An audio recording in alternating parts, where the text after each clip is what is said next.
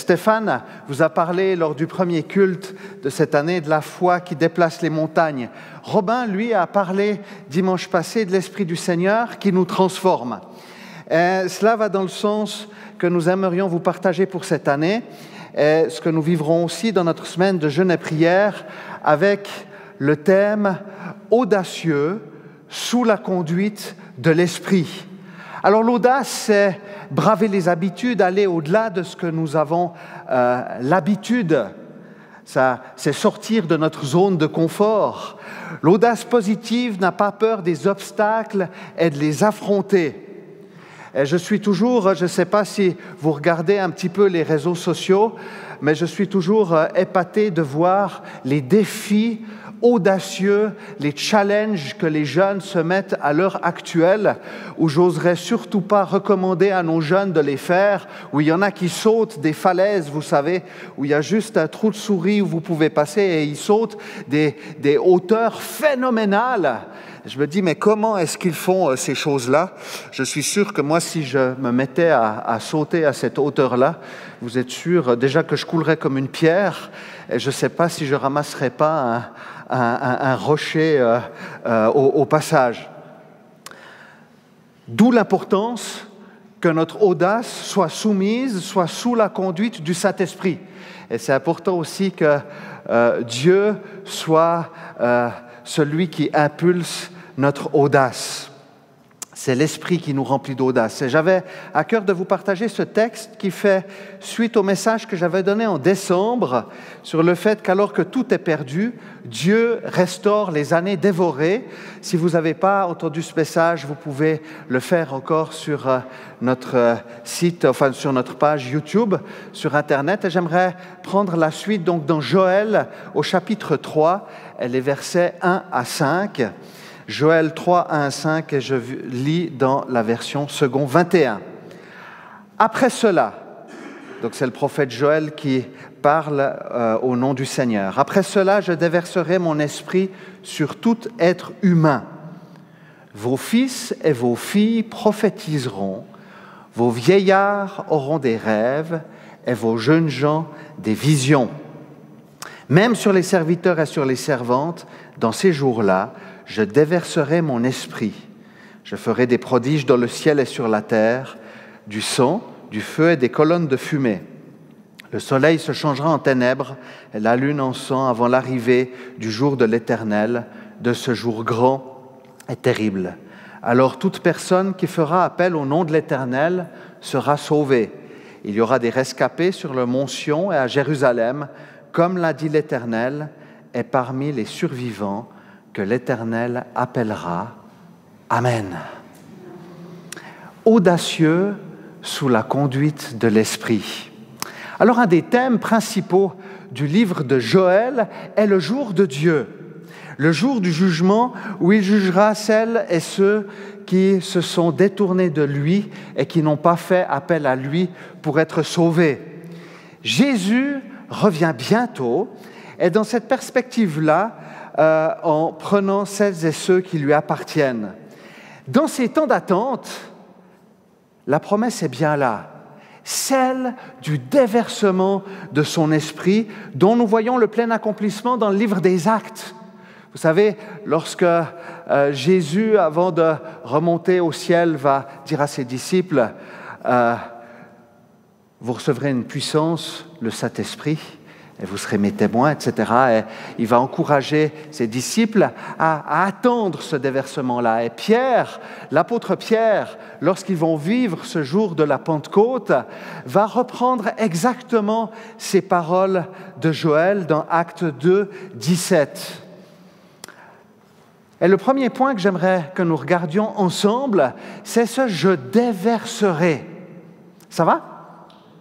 Je déverserai. Dieu fait une annonce, Dieu fait une promesse. Et déverser nous amène à l'image de la pluie. Et il y a un contraste, parce que dans le contexte du prophète de Joël, il y a la sécheresse qui va faire place à la pluie. Et il y a un contraste fort entre la sécheresse et la vie. Tout comme le Seigneur enverra la pluie qui produira son effet sur le sol du pays, de la même manière, il répandra son esprit qui produira son effet sur le peuple.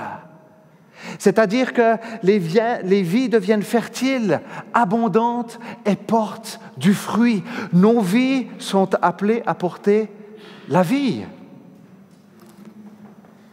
Le baptême de l'Esprit marque bien la notion d'être immergé, rempli. C'est un effet qui se produit dans ma vie. Et il y a une notion d'abondance, de plénitude, une perspective d'être comblé de quelque chose de plus grand que moi.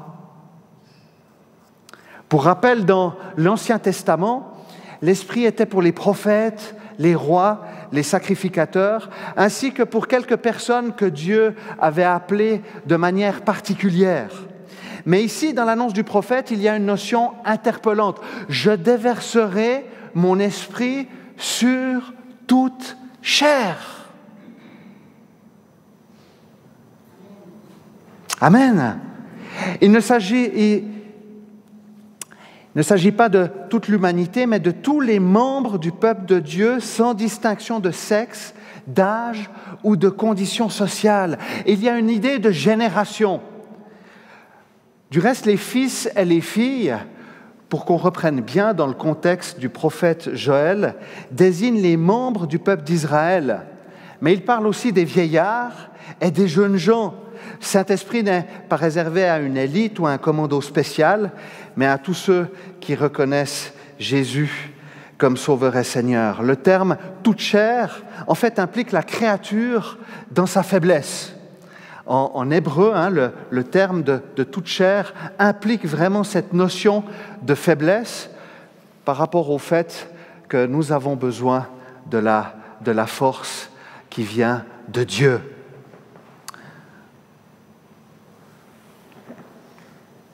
Et le prophète Joël va un petit peu plus loin parce qu'il parle de la part de Dieu, il dit « je déverserai ». Et puis il semble même surpris par ce qu'il dit, parce qu'il va dire « même sur les serviteurs et les servantes ». Et ils sont même surpris de cette injonction. Les esclaves peuvent recevoir l'Esprit. Quelle audace! Il n'y a en aucun cas dans l'Ancien Testament où nous voyons un esclave qui aurait reçu le don de prophétie. Mais l'Évangile, la bonne nouvelle de Jésus, fait de l'esclave méprisé et rabaissé un affranchi et un libéré du Seigneur. Ceux-là même qui sont emprisonnés peuvent recevoir la liberté qui vient d'en haut. 2 Corinthiens 3,17 nous dit ceci, « Là où est l'Esprit du Seigneur, là est la liberté. » Alors en début d'année, on nous rabâche, excusez-moi, c'est pas mal d'avoir des résolutions, mais on nous rabâche l'éternelle tradition des résolutions, les choses que nous aimerions voir évoluer dans notre vie, les mauvaises habitudes qui nous tenaillent disparaître, mais on se rend bien compte assez vite que c'est difficile par nos propres forces. Si vous saviez, vous savez que j'aime bien faire... ça va ? Vous savez que j'aime bien faire du sport. Et si vous voyez en début d'année le nombre d'adhérents au club de fitness, vous n'y croiriez pas vos yeux. Mais c'est impressionnant de voir le nombre de personnes qui viennent tous les jours dès la rentrée, juste aux alentours du 4 ou du 5 janvier. Et vous dites « Waouh, c'est génial, toutes ces bonnes résolutions ». Alors les gens commencent à aller tous les jours. Ensuite, ils enlèvent un jour, ils y vont plus que 4 fois, 3 fois. Et puis vous arrivez au mois de mai et la salle est pas vide, mais on voit que les bonnes résolutions ont été quelque peu remplacées par les bons apéros et les apéros en terrasse. Enfin bref. Jean 8,36 nous dit ceci. « Si donc le Fils vous libère, vous serez réellement libre. » Si le Fils vous libère, alors vous serez réellement libre. Et le défi est là. Arrêtez de lutter. Ça ne veut pas dire d'être passif, d'accord ? Parce que je crois que c'est important d'avoir aussi notre volonté qui rentre en action. Mais c'est là où est placée notre confiance. Est-ce que je compte sur mes propres forces ou est-ce que je demande l'aide de Dieu?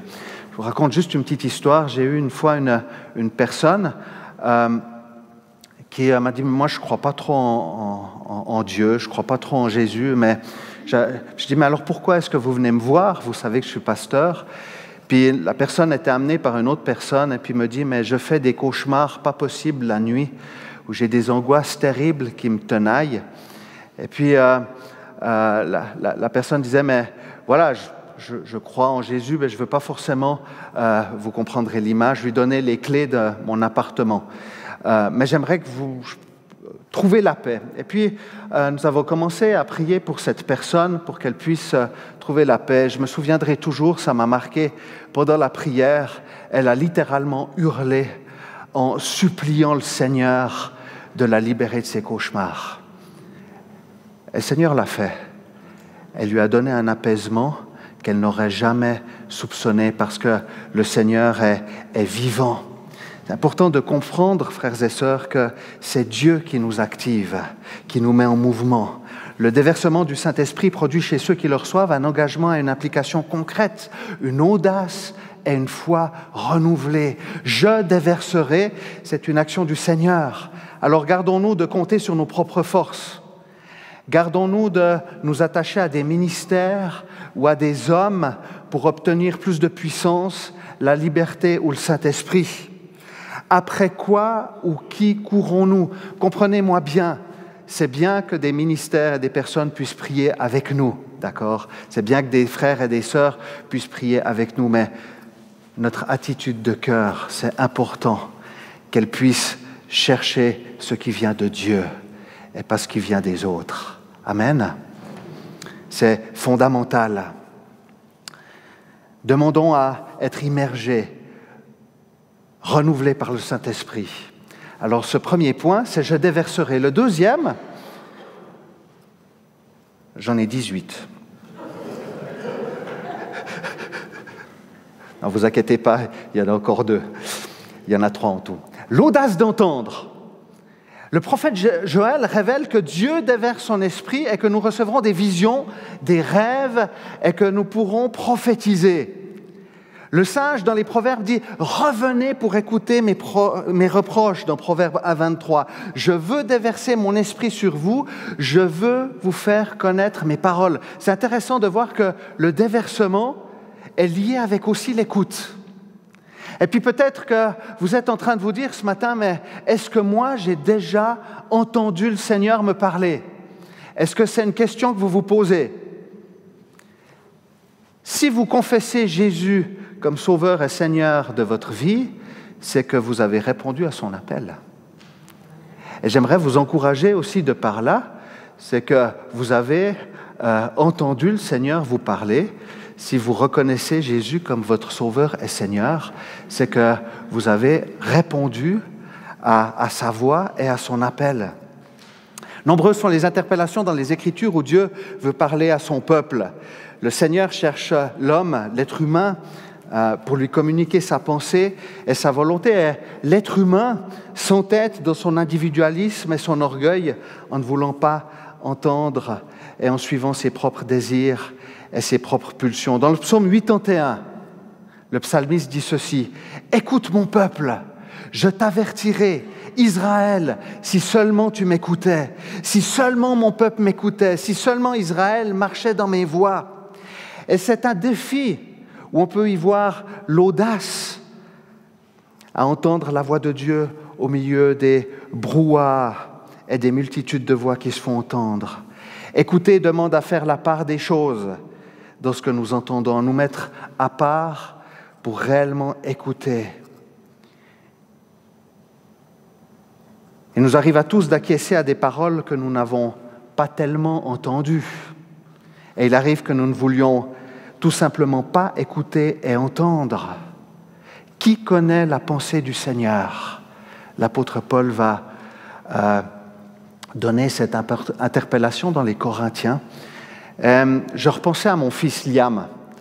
Vous savez que Liam est maintenant auprès du Seigneur depuis, ça va faire 4 ans, le 23 février.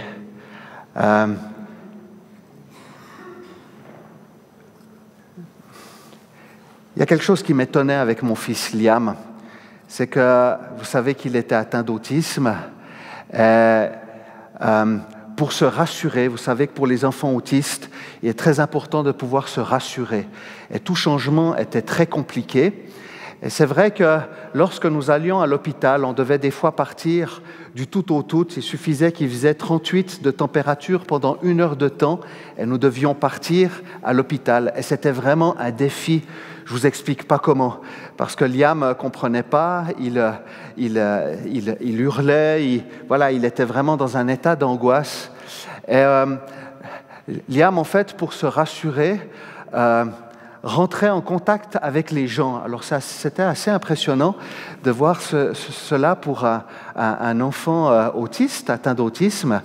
Et je me souviendrai toujours, Liam avait mémorisé, vous savez qu'il y a à l'hôpital en oncologie pédiatrique, il y a dans toutes les chambres, vous avez des fresques avec des animaux dessus. Vous avez la chambre des lapins, vous avez la chambre des escargots, vous avez la chambre des libellules, des papillons, etc. Et je me souviens, on nous dit, on va aller dans la chambre 218, et mon fils me dit, c'est la chambre des lapins. Je dis, ah bon, c'est la chambre des lapins? Et il avait retenu, puis pas seulement ça, mais il avait appris à entendre les voix et les distinguer. Et il connaissait tout le personnel médical. Du reste, si vous allez dans le service d'oncologie et que vous dites Liam, je peux vous dire qu'ils s'en souviennent. Et ça me touche, parce qu'il entendait, il ne les voyait pas, il entendait les soignants parler dans le couloir et il reconnaissait leur voix. Et il disait, mais ça c'est tel et tel, ça c'est tel et tel, ça c'est le docteur. Et je me disais, mais quel exemple! Est-ce que nous aussi ne devrions-nous pas nous habituer à entendre la voix du Seigneur?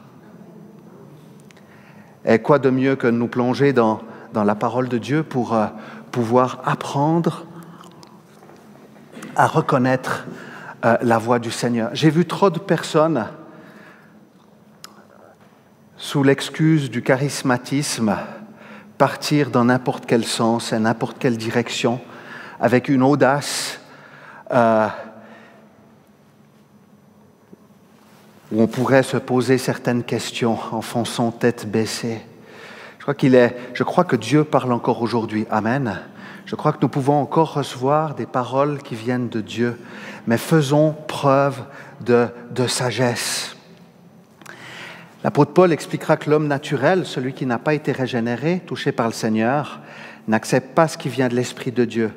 Et il pose cette question dont nous y répondons, qui a connu la pensée du Seigneur et pourrait l'instruire? Or nous avons la pensée du Christ. Et tout le monde peut entendre le Seigneur lui parler de manière différente.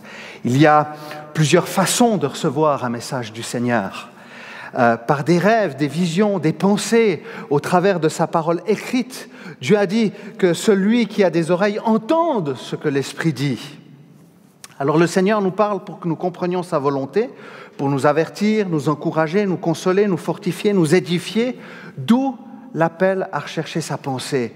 Pas seulement pour nous, mais pour la communauté, pour notre famille. Alors prenons garde aux nouvelles révélations.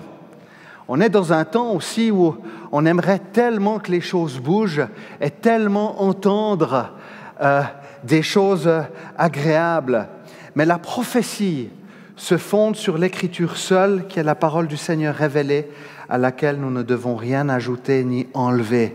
Ne craignons pas de discerner et d'évaluer ce que nous entendons, d'examiner, de retenir ce qui est bon et de lâcher ce qui n'est pas adéquat. Et moi, j'encourage toujours les personnes qui, pour des directions de vie, demandent une interpellation du Seigneur, de pouvoir aussi le soumettre à des frères et sœurs. Je crois qu'il y a un réel danger. On parle de la semaine de l'unité, d'être unis. C'est bien d'être en accord avec soi-même, mais c'est difficile d'être unis quand on est seul. Et nous avons tellement besoin d'être les uns avec les autres pour pouvoir discerner la pensée du Seigneur. Gardez-vous de partir tête baissée ou de vous mettre dans un coin en disant « Moi, le Seigneur m'a parlé ». Osons partager, c'est ce qu'on veut faire aussi pendant cette semaine de jeûne et prière. Osez être vrai et authentique. Vous êtes avec moi? Je vous partage encore un témoignage. Je pense que c'est important et c'est comme ça aussi qu'on entend. Je vais un petit peu aussi... je me dévoile aussi un petit peu. Mais je pense qu'ici, on est dans un cadre sécuritaire. Bon, c'est sur YouTube, donc voilà. Vous savez qu'il y a une année, on m'a diagnostiqué un cancer. Un cancer qui touche les hommes. Et puis, quand on m'a annoncé ce cancer, j'ai repensé à mon fils qui est décédé d'un cancer. Mais en fait, j'ai apporté ce sujet de prière là à l'église. Je sais que vous avez prié. Et pendant l'opération, j'ai demandé à être endormi partiellement. Je voulais être sûr que le chirurgien ne fasse pas de bêtises. Je voulais avoir un œil sur ce qu'il faisait. Et j'étais là, j'étais avec le Seigneur. Et franchement, je crois qu'à ce moment-là, si le Seigneur me disait... Je disais au Seigneur, je suis prêt à mourir, quoi. C'est bon, prends-moi, Seigneur. Je suis là. Je sais que tu es là. J'étais rempli de foi. 2 semaines après, 3 semaines après, le médecin m'appelle pour les résultats. Je vais dans son cabinet et il me dit « J'aimerais que vous sachiez que c'était un cancer qui était déclaré. » Alors c'était un stade 1, mais il y a 2 éléments où c'était déclaré. Et en sortant, je pleurais. Avec toute la foi que je peux avoir, je pleurais. Et je disais « Seigneur, pourquoi est-ce qu'il faut encore passer par là ? Pourquoi, Seigneur ?» Et j'étais en ambivalence entre à la fois la foi et de dire « Mais Seigneur, je sais que malgré tout, je suis avec toi, il n'y a pas de souci. » Et j'avais réellement des angoisses. Et j'ai pris du temps. À un moment donné, je me suis juste éloigné une journée où j'avais besoin de me retirer. Et moi, je vous encourage à pouvoir le faire de temps à autre. Alors, je sais qu'on a des vies qui sont bien chargées. Mais par exemple, le samedi, de pouvoir aller marcher, de pouvoir prier, de pouvoir apporter aussi au Seigneur ce qui nous chagrine, ce qui nous pèse, ce qui nous tenaille. Et moi, je suis allé dans cette attitude-là vers le Seigneur. Et j'ai dit, Seigneur, tu vois cette angoisse qui est là et qui me tenaille. Et plus je parlais avec le Seigneur, j'avais la Bible qui était ouverte. J'étais un petit peu à l'écart, j'avais cette Bible qui était ouverte, je regardais les psaumes et tout d'un coup j'ai senti comme dans mes pensées une interpellation. Il dit mais ces angoisses ne viennent pas de Dieu. Et tout d'un coup ça a commencé à faire son chemin en disant mais en fait qu'est-ce que le Seigneur est en train de me communiquer dans ce que je suis en train de vivre. Et tout d'un coup, j'ai ressenti quelque chose comme si le Seigneur me disait « Tu ne mourras pas de cette maladie ». Et je suis toujours très prudent quand je reçois ce genre de choses-là. Il faut être très, très prudent. Et j'ai laissé ça entre les mains du Seigneur, mais j'ai retrouvé une joie, quelque chose qui était très fort. Et le lendemain, j'étais à une pastorale. Et bien sûr, j'ai des collègues qui savaient par quoi je passais, mais ils ne savaient pas les angoisses que j'avais le jour d'avant. Je me suis bien gardé de leur dire. Et j'avais un collègue qui est d'habitude assez discret et silencieux. Et je me suis retrouvé, je pense, en 18 ans de pastoral, je me suis retrouvé à ses côtés. Et puis, il y avait un temps de prière et de silence. Et tout d'un coup, il me passe un billet avec des psaumes écrits, des lectures bibliques écrites dessus. Et j'ai dit, bon, tiens, étonnant. Et je suis allé voir. Et il était exactement écrit « Cette maladie ne te conduira pas à la mort, mais tu proclameras la bonté et la fidélité du Seigneur. » Et ça a été tellement libérateur que de pouvoir l'entendre. Et je vous encourage, pas en étant des grands mystiques, d'accord, comprenez-moi bien. Je pense que c'est important d'être équilibré. On a 2 jambes, la foi et la raison, et c'est très important de pouvoir être équilibré. Mais de pouvoir discerner ce que j'entends maintenant. Est-ce que ça vient de Dieu? Est-ce que ça vient de moi? Est-ce que ça vient de la pensée générale du monde? Est-ce que ça vient peut-être de la voix du mal?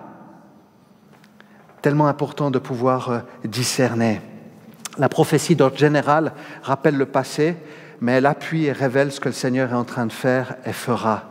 Ce qui est amorcé et les promesses qui en découlent. Le prophète est désigné comme l'homme de l'esprit. J'aime bien cette interpellation d'être comme des enfants. Le Seigneur peut leur parler aussi. Mais là aussi, je pense qu'il faut être prudent. J'ai vu aussi dans certains milieux où on essayait presque de forcer à ce que les enfants puissent prophétiser. Je crois qu'il faut les laisser vivre ce qu'ils ont à vivre. Et puis s'ils sortent une fois une parole qui vient du Seigneur, bien, alléluia. Mais ne soyons pas de ceux qui mettons la pression. Ça vous dit quelque chose, la communauté du désert? Les Huguenots, sous Louis XIV, où il y a eu l'édit de Nantes, où les chrétiens étaient persécutés. Et il y a un mouvement qui a commencé à naître. Et c'est intéressant de voir que Dieu parle quand il y a des éléments qui sont difficiles et compliqués. Ils ont vécu des persécutions qui étaient très fortes. Ils se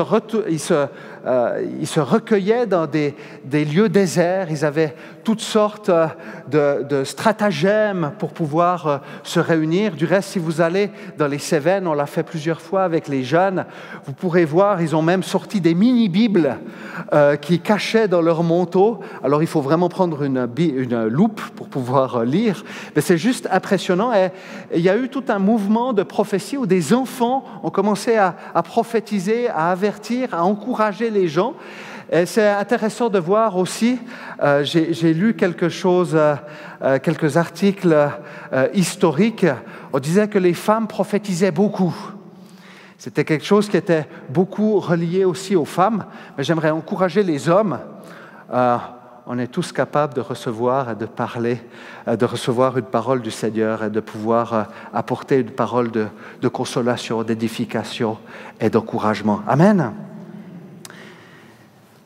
Le troisième et dernier point, je vais aller assez vite. Audacieux sous la conduite de l'Esprit. Je déverserai. L'audace d'entendre. Et ce troisième point, l'audace de parler. Le prophète est désigné littéralement comme l'homme de l'Esprit. Dans l'Ancien Testament, celui qui prophétise est considéré comme quelqu'un qui a les paroles de Dieu dans sa bouche, ce qui nous confie une certaine responsabilité face à nos paroles. Prophétiser, c'est proclamer un message de la part de Dieu.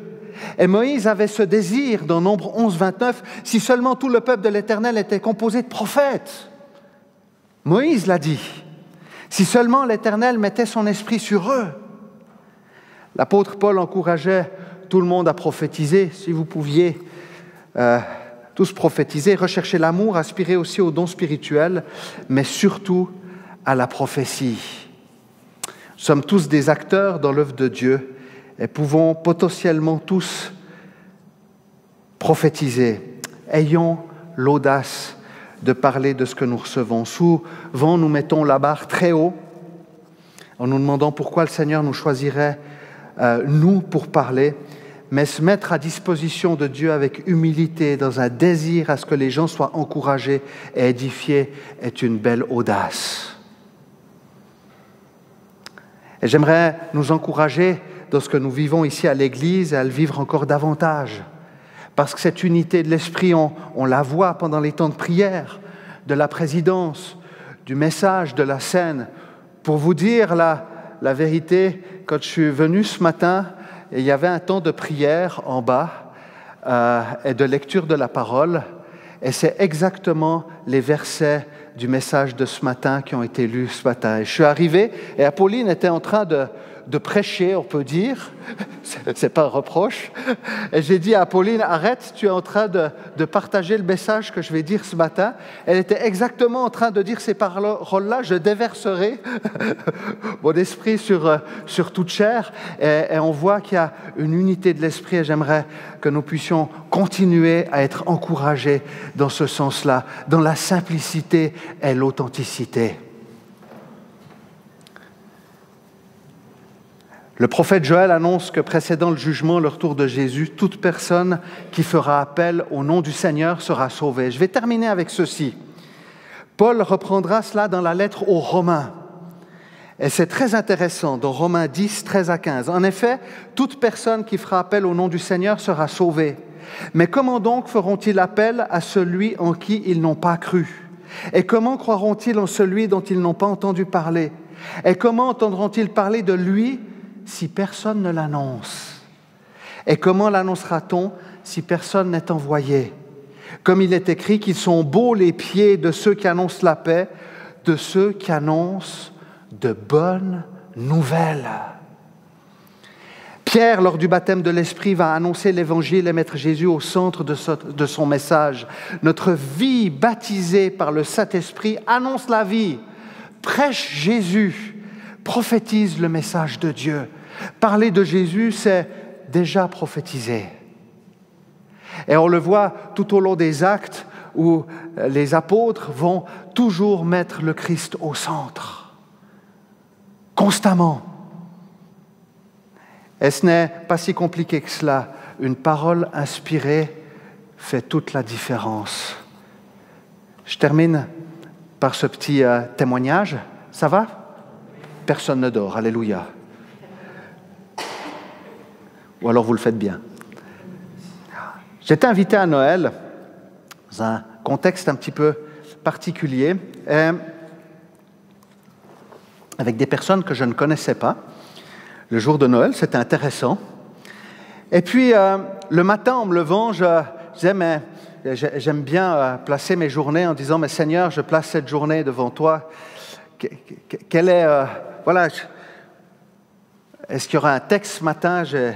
Bien sûr que je lis ma Bible de manière suivie, mais je repensais tout d'un coup à Ésaïe 9, où il est parlé justement de l'annonce du Messie, dans le prophète Ésaïe. Et puis, ces paroles-là, le prince de la paix, la lumière à lui dans les ténèbres, m'a porté toute la journée. Et puis, le soir, j'étais dans ce Noël, et puis j'ai le maître de maison qui vient vers moi, puis qui me dit, Gaël, tu es un pasteur, j'aimerais que tu lises la Bible. Je dis, ah bon? Il me dit, ouais, j'aimerais que tu lises le message de l'Évangile. Puis je dis, d'accord. Enfin, il m'a dit, tu lis ce que tu veux, mais voilà. Je sais qu'il s'attendait à ce que je lise dans les évangiles. Et j'ai toujours ce Ésaïe 9 qui résonnait en moi. Et j'ai ouvert ma Bible à Ésaïe 9. Et j'ai dit à l'auditoire, je leur ai dit, je ne sais pas où ils en étaient par rapport à leur foi, mais la majorité, c'est la première fois qu'ils entendaient ces versets-là. Et même quelqu'un qui me disait, moi je lis la Bible régulièrement, j'ai lu toute la Bible, et ce passage ne m'a jamais interpellé comme il m'interpelle aujourd'hui. Et j'ai juste lu Ésaïe 9, et les gens étaient touchés. Simplement une parole adéquate au bon moment. Et c'est le Seigneur ensuite qui s'occupe de faire germer et de porter du fruit. Et ce que j'aimerais dire encore pour terminer, je crois que c'est important, c'est que souvent, surtout quand on demande des directions du Seigneur, ce sont des paroles qui doivent être confirmées. Je suis convaincu que le Seigneur, par rapport à une situation donnée, par rapport à des défis, par rapport à des enjeux qui sont là, confirme la parole qu'il donne. Et pas forcément par des personnes qui connaissent toute l'histoire, mais d'être simplement attentif que le Seigneur confirme ce qu'il nous dit par sa parole. Alors bien entendu, lorsqu'on reçoit une parole d'encouragement, ne demandez pas au Seigneur de vous la confirmer 10 fois. Prenez-la, alléluia. Si vous recevez une parole d'édification, prenez-la comme venant du Seigneur, gloire à Dieu. Mais si vous recevez une parole qui vous amène à un changement de vie, soyez prudents. Osez en parler. Osez être équilibré et sage. Parce que la sagesse, elle vient aussi de l'Esprit du Seigneur. Amen. Et l'audace a besoin d'être soumise à Dieu. Bien sûr qu'on marche par la foi et qu'on a envie de montrer du zèle. mais que ce zèle soit vraiment soumis à l'Esprit du Seigneur. Soyons audacieux sous la conduite du Seigneur, l'audace d'entendre « Je déverserai », même sur les servantes et serviteurs. L'audace d'entendre et l'audace de parler, que le Seigneur nous remplisse encore de son esprit et que nous puissions encore être à l'écoute de sa parole. Amen. Seigneur, merci pour ta parole. Et Seigneur, je te prie particulièrement ce matin pour toutes celles et ceux qui sont chargés, parce que ta parole nous dit que tu veux leur donner du repos. Et Seigneur, je te prie que toutes celles et ceux parmi nous qui sont chargés sous le poids d'un fardeau, quel qu'il soit, puissent maintenant trouver le chemin de la paix dans le nom de Jésus, puissent recevoir un apaisement qui vient de toi. Seigneur, merci parce que tu viens encore déverser ton Saint-Esprit sur chacune de nos vies. Seigneur, nous voulons nous attendre à toi. Seigneur, donne-nous encore d'entendre ta voix. Merci pour ta parole révélée, pour ta parole écrite, Seigneur, qui est essentielle, où il y a tout le nécessaire pour notre vie, Seigneur. Merci parce qu'il n'y a rien à y ajouter ni enlever à cette parole qui nous a été révélée. Béni sois-tu, Seigneur, dans le nom de Jésus. Seigneur, donne-nous l'audace d'entendre, donne-nous l'audace aussi de parler, mais aussi de nous taire lorsque cela est nécessaire. Parfois, des attitudes parlent encore plus que des mots, que nous soyons aussi, entre guillemets, annonciateurs de ton message prophétique dans notre manière d'être et d'agir et de réagir, Seigneur. Nous te le demandons au nom de Jésus. Amen.